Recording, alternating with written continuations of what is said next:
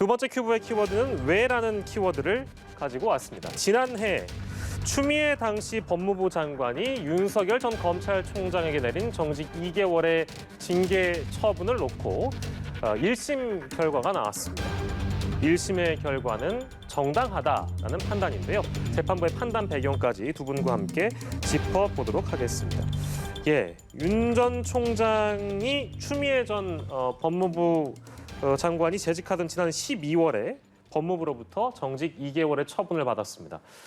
추윤 갈등이라는 이름으로 대대적으로 보도가 많이 되기도 했고 많은 분들이 알고 계실 텐데요. 당시 법무부가 징계 청구하면서 총 6가지 사유를 제시했고요. 징계위원회는 4건의 사유를 인정했었는데 그 내용을 좀 정리를 해보고 가도록 하겠습니다. 오창석 평론가께서 좀 정리해 주신다면요.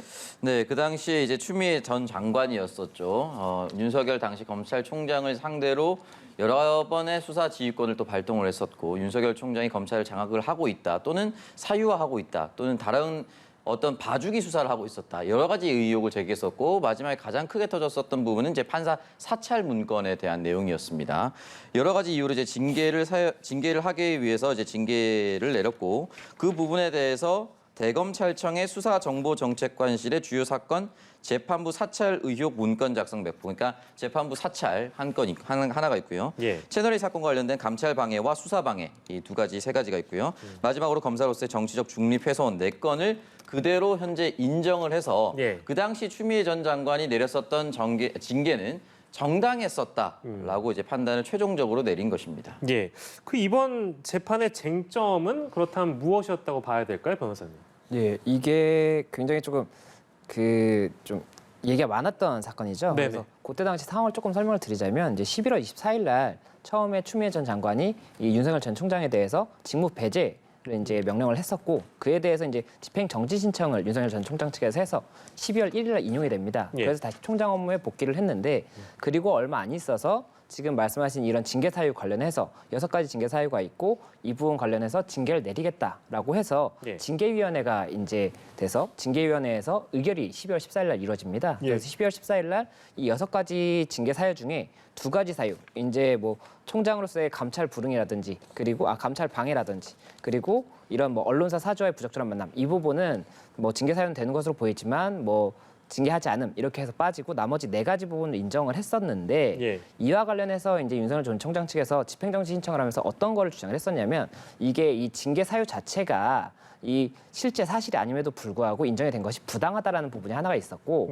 그리고 이 징계위원회에서 징계를 의결한 절차 자체에 절차적인 하자가 있다. 이렇게 해서 이제 이 징계 결정에 대해서 집행정지를 신청했단 말이에요. 그래서 이 집행정지 신청에 대해서 12월 24일 날 결정이 나왔습니다. 그리고 이 결정이 나올 때 이 결정문에 법원에서 굉장히 상세하게 그 내용을 담았었는데 일부 징계 사유에 대해서는 뭐 어느 정도의 소명이 있다고 볼 수가 있겠지만 일단은 가장 중요한 부분은 이 절차적인 부분에 있어서 기피를 했었는데 이 5인으로 지금 제적위원 7인 중에 5인이 출석을 했었고 그중에 이제 2명에 대해서 기피를 했는데 그러면 남는 사람이 3명인데 그러면 7인 중에 과반수 4인이 안 되기 때문에 결국에는 이 과반수가 미만되는 기피 의결에 대한 결정이었기 때문에 이 부분 자체가 문제가 있고 그래서 결국 절차적 하자가 있기 때문에 집행정지를 받아들인다 이렇게 해서 받아들여졌단 말이죠.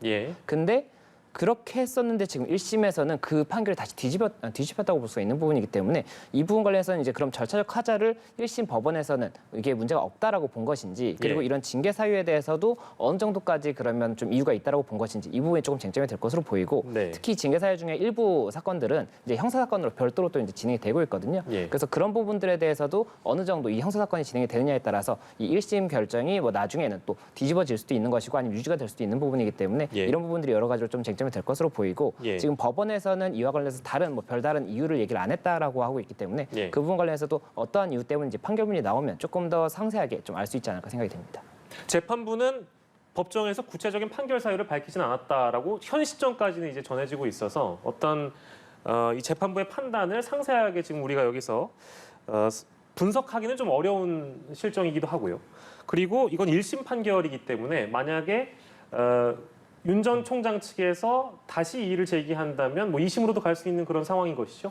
예, 맞습니다. 지금 1심 판결이기 때문에 항소를 하게 되면 이제 항소심 재판부에서 다시 한번 판단을 받게 될 것이고 네네. 이 항소심 판단에 대해서도 또 다시 상고를 뭐 양측 어느 쪽에서 하든지 간에 한다면 상고심이 이루어져서 이제 대법원에서 판단을 하게 될 것입니다. 예, 예. 그리고 지금 이번 사건 같은 경우에는 이 2개월 정직 자체는 실익 자체가 크게는 없는 게 이미 윤 전 총장은 임기를 7월에 마치는 상황이었고 그리고 예. 그 전에 사퇴를 했습니다. 3월 4일에 사퇴를 했거든요. 네. 그렇기 때문에 이 정직 자체의 유효성에 대해서 뭐 따지기보다는 이 부분 관련해서 어쨌든 이게 굉장히 헌법 사상 굉장히 좀 중요한 사건이 될 수가 있었던 부분이 있기 때문에 예. 그런 부분들 때문에라도 대법원까지 갈 가능성이 높고 대법원에서 이 부분을 어떻게 판단할지 결국 대법원의 결정이 가장 중요할 것이기 때문에 이게 시간이 조금 많이 걸리겠지만 그 부분을 조금 지켜봐야 되는 사건이 아닌가 생각이 됩니다. 예, 이 검찰총장직을 이미 내려놓은 상태에서 정치인이 되었기 때문에 이 행정소송이라는 어떤 이 갈등 내지는 싸움이 얼마나 실효성이 있는지는 뭐 국민 여러분들께서 판단을 하시겠습니다만 이 재판 결과에 대한 평가는 그렇다면 어떻게 해볼 수 있을까요? 뭐 일단은 추 장관의 승소, 그러니까 이겼다. 윤 전 총장의 패소, 결과적으로 이렇게 되는 것인데 이 평가를 해보신다면 어떻게 평가를 해주시겠어요? 그 당시에 검찰총장으로서의 직무 수행함에 있어서 징계를 받을 만큼 잘 못했다라고 당시 추미애 장관을 지지했었던 사람들은 결국 추미애가 옳았다라고 생각을 할 수밖에 없고요. 사실 이제 이게 대법원까지 간다라고도 볼 수가 있겠지만 저는 또 예. 반대로 생각하는 게 지금 윤석열 측 변호인이 나오면서 인터뷰를 했을 때 우리도 아직 판결문을 정확히 받아보지 못해서 어떨지는 모르겠다라고 얘기를 했지만 네. 만약에 2심이 대선 전에 나올 수도 있다라고 한다면 이 부분에 대해서는 대선 후보가 된다는 입장에서는 예. 좋지 않습니다.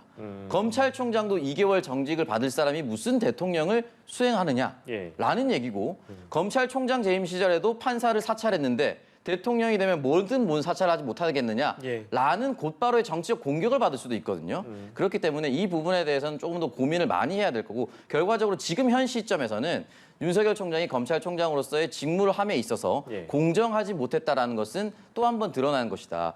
채널의 이동재 기자의 판결문에도 나왔듯이 무죄로 결국 나왔지만은 잘해서 무죄를 한 것이 아니다라고 판결문이 이미 나오지 않았습니까? 그 당시에 이제 기자로서의 잘못된 부분이 있으나는 형식으로 이제 나왔던 것이기 때문에 예. 지금 사실 매칭이 되는 거예요. 결과적으로는 채널의 수사 방해라든지 이런 부분에 대해서 예. 그렇기 때문에 이 공직자로서의 위신은 옳지 않다라는 평가를 당분간은 받을 것이고 이 부분은 아마 국민의힘 예비경선 토론회에서 다른 후보들이 계속해서 공격적으로 질문할 수도 있을 것 같습니다. 예, 두 분 말씀 종합하면 윤 전 총장 측에서는 아마도 이 1심 판결에 불복해서 항소하지 않겠냐 이제 이런 말씀으로도 그 전망을 해볼 수도 있을 것 같습니다.